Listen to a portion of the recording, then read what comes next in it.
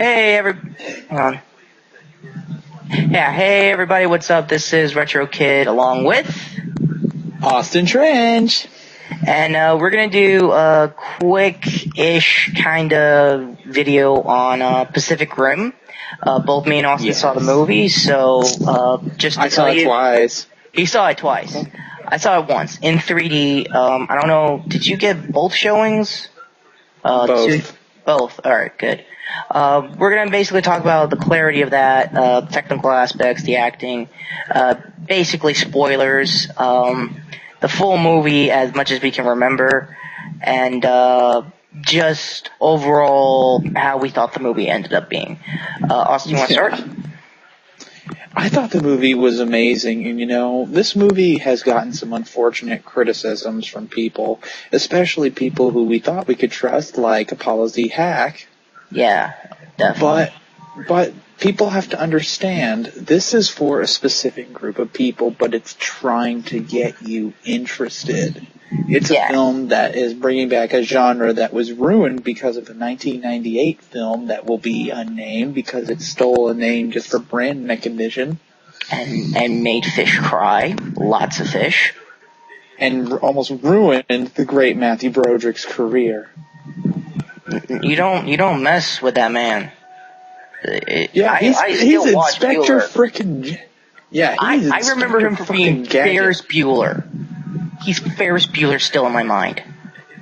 My sister says, isn't that Simba? Right, he did that, yeah. Yeah, that's why he's still famous. Well, anyway, yeah, like you said, this movie is really trying to bring back a genre that both me and Austin grew up with. And it could work. I mean, thinking ahead, you're thinking the new Godzilla movie, which just showed a teaser poster online for Comic-Con, and it looks pretty serious. And that's kind of what we're thinking this genre is going to end up becoming if it at all comes back. Yeah, but we're not going to get into those details. We're going to talk about the film that changed everything. Pacific Rim. Let's start out with the story. Now, I will give you 5 seconds to click out of the video if you do not want to hear any spoilers, because this is a spoiler podcast. So I'm going to do this.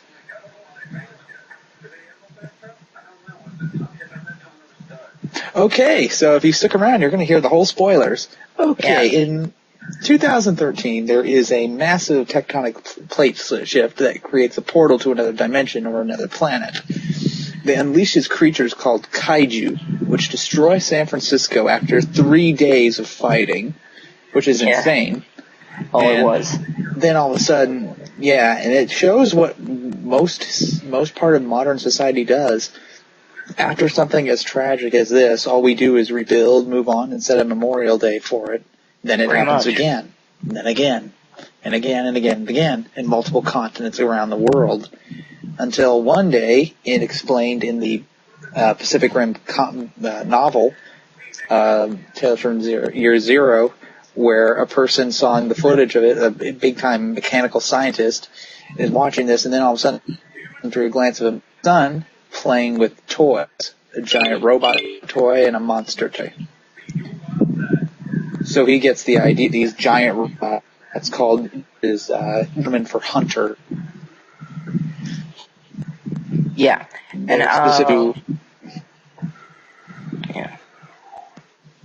their specific function is to hunt the kaiju and kill them at any cost.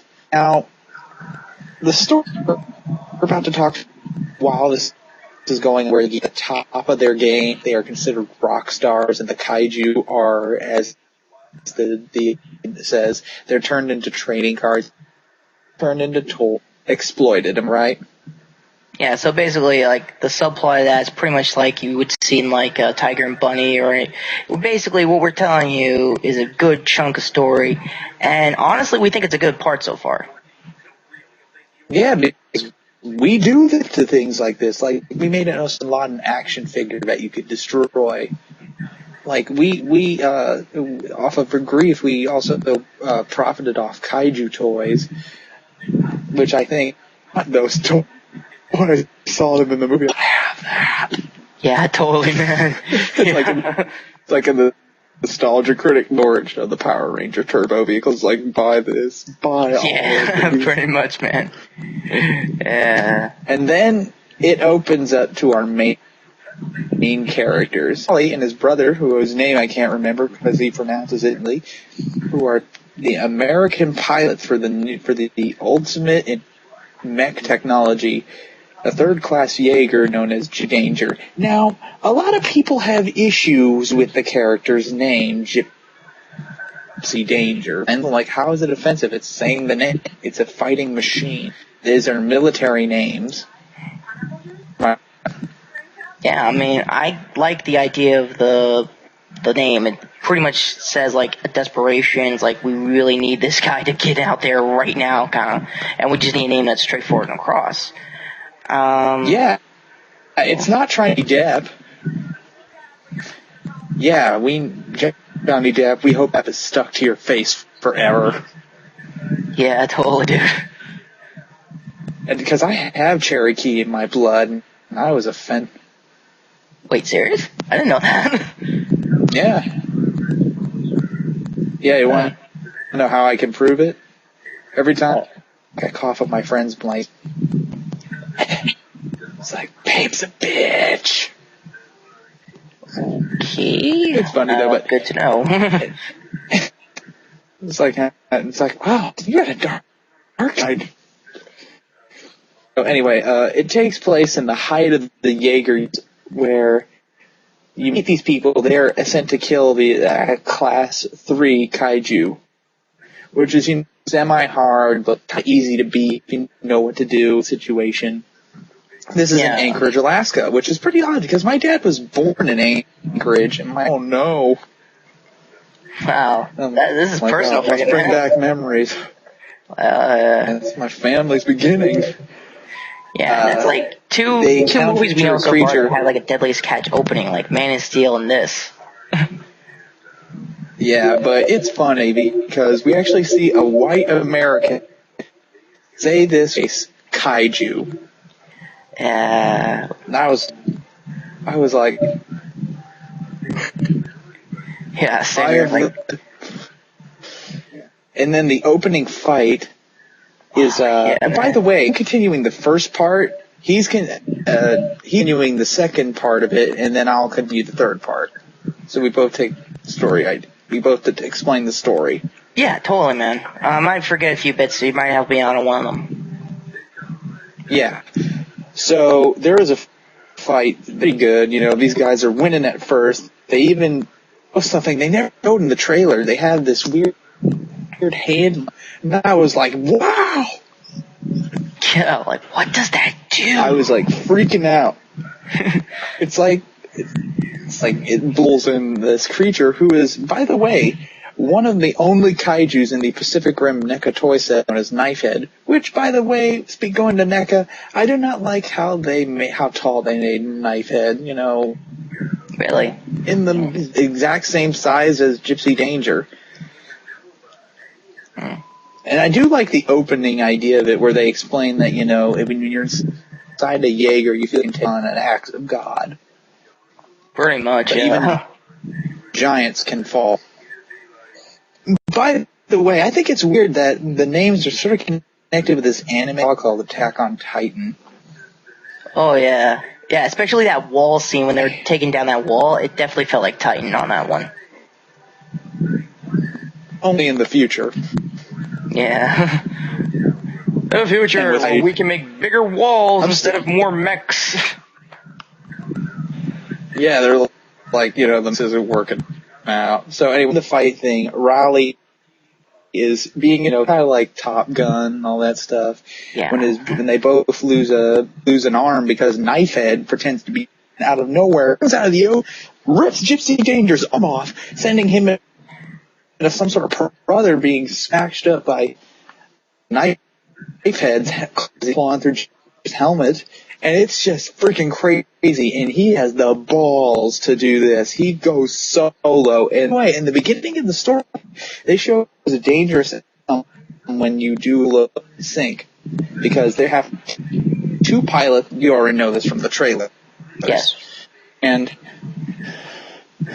the kaiju is killed, the day is saved, but Riley's brother is gone. And this is really sad because it's sad enough when your family's gone, but through the drift, your mind, memories, and feelings merge into yeah. When and someone still is being ripped from connected you, when all that shit was happening, that had to feels- freaking mess with him. like yeah, it's like it's bits of your stout. Yeah, totally, dude. It's like a symbiote event when Eddie separated from the symbiote. It's like that. Yeah, definitely, man. Yeah, totally. And Gypsy Danger, God bless that machine, was alive to make it to seashore and unfortunately crashed in the future. Yeah, 5 years the later gate, now. They're getting, or under, yeah, the kaiju are gaining information on how they there's fight, and so they're actually using weapons besides having blunt object body parts. They're starting to powers, which is pretty terrifying. And now I'm going to turn it to a kid story.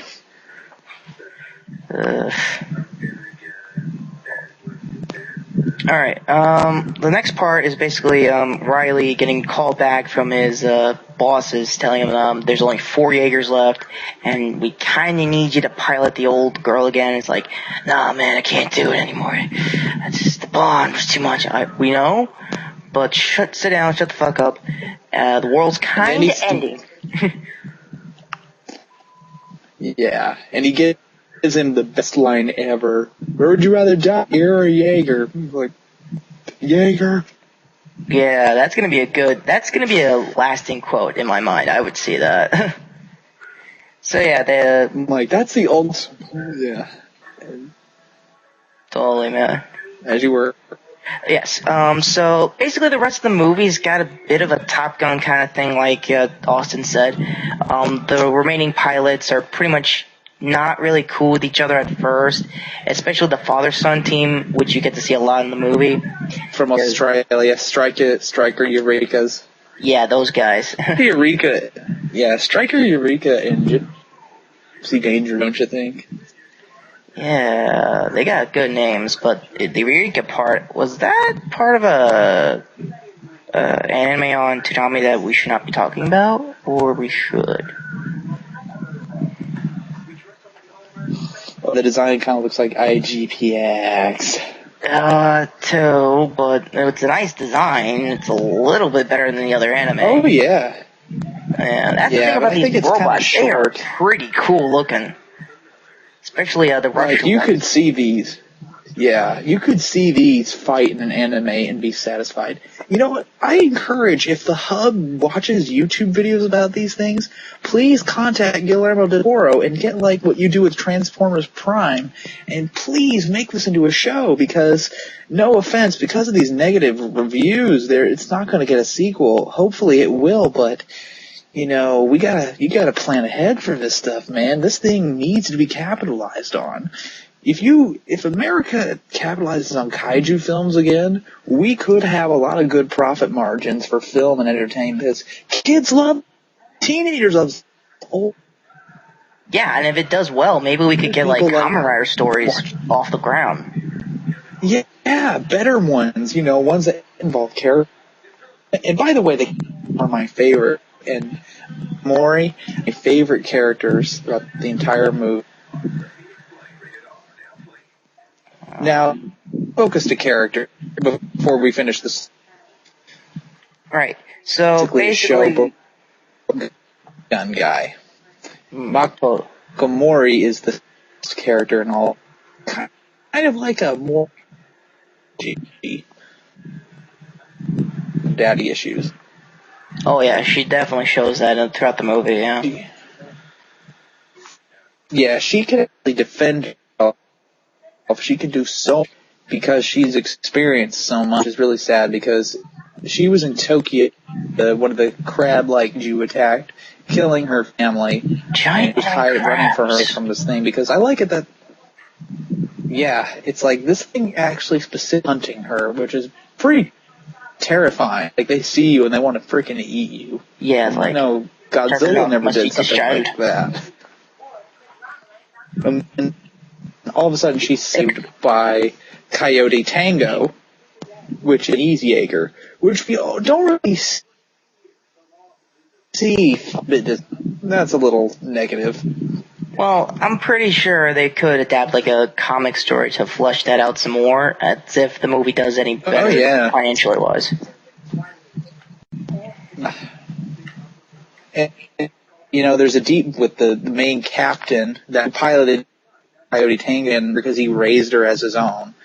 And, she actually chose rallied to back because, she believed that he was a good man. They both sync together, and he saw the memory that she had, and she saw the memories he had. It's a very deep, painful thing. And, it's kind of like Frodo and Sam. They're such good friends, they're willing to die for each other. Pretty much. And no homo jokes on by the way, Frodo comics. and Sam. Yeah. Sam and Frodo aren't gay. They're just bros. Actually, bros. Yeah. Friends can actually be like this, Real friends who are willing to risk them and hold it down on the line for you, whether you're man or woman. Pretty much, yeah, totally. That's the truth of human strength. This is what this whole story is. It's not about just giant robots. It's about we can pull together despite our resources and issues. Yeah. And by the way, there is a lot of political stuff in there too, where it talks about the wealthy and the famous and enclosed areas. Basically, they live in the states I live in that aren't near water. Oh, okay. So there's, they mention that. So anyway, as we're saying about the story so far. Yeah, I'll just finish it off with the fight after that whole incident. Pretty much, they had a plan in the movie to send like a nuclear strike in the portal, but has been established that they tried that for throughout the years of this war, but couldn't get the gap big enough. And they believe because all these new kaiju keep coming and coming more than usual, that it might make a big gap to pretty much get this thing done. And with only 4 Jaegers left, they can't really waste these guys. They gotta actually take their time, like, make sure that this is pretty much the plan of all plans. And I just want to point out that Charlie Day, the guy who played the tattooed scientist dude, he was literally the funniest part of this whole movie. He kept my shit together when I was watching this deep story. Then I'm a huge Always Sunny fan. And, he tried. And he tried to help humanity. He's not a kaiju groupie. He wants to save humanity. Yeah, pretty much. The only downside is, well, this is an odd one, Ron Perlman. I think the guy was underplayed, but with a story like this, I don't really see what kind of room he would have. Yeah, but he's not by the way, he's by a baby kaiju, but he comes back. Want to know why he does? Because he's slayed. He never dies. Plus, he's Guillermo's BFF. Yeah, and I'm pretty sure they're in the process of Hellboy 3 eventually. Let's just make it about the kids of Hellboy already. He's old for this now. Yeah, how the hell are they going to explain that if that sequel does get off the ground? It's like, it's been really happen. It was a false alarm or something. Probably like they came back with like gigantic demonic things, and I had to kill them. Like, what the hell? And by the way, in Pacific Rim, Charlie's character Newt, that I was always curious about how come they merge with you? And he does, and what I'm about to say explains where the kaiju came from. Why are they doing all this? So if you guys want to do it, okay. If you stuck around here long enough, then merge with it to find out that the kaiju are all the same creature. They're clones. They're not natural made. They're man-made. Well, they're made by creatures from interdimensional interdimensional beings because they're from another universe. where they are terraforming. Well, basically, because of us, we made their environment perfect. They created the dinosaurs, supposedly, and they killed their species off, so they had to hide in a place with a sun that looks like Sauron from Lord of the Rings. Look at the sun in the background. I see all. Yo, why are you masturbating? It's like, why is Gypsy the one ring of power? Pretty much looks like it, yeah. Okay. Yeah, pretty impressive that we get things look like these things they have own for, like they just like instantly like thread like mills of these things, and they have like army of the same police that like to put in there and working on a brand new one. Like they're making all these kaiju and it's scary as hell. And like things are like locusts, they go from one planet next to habit on it and relation, and they don't like it that we're here still. It's like, how the hell they lived like 65 million years? I need to know. I want to say hi by blowing everything up. That's gotta be their mindset. Kaiju were programmed to head for heavily business, aka us.